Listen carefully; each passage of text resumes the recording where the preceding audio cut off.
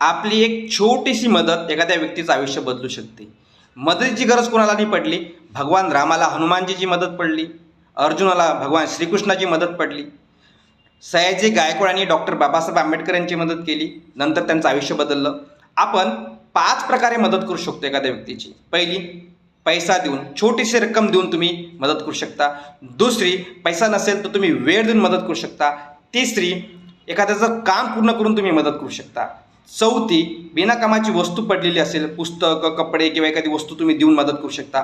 पाचवी, सर्वात महत्त्वाची, तुम्ही एखाद्याला चांगलं सल्ला देऊन तुम्ही सुद्धा मदत करू शकता.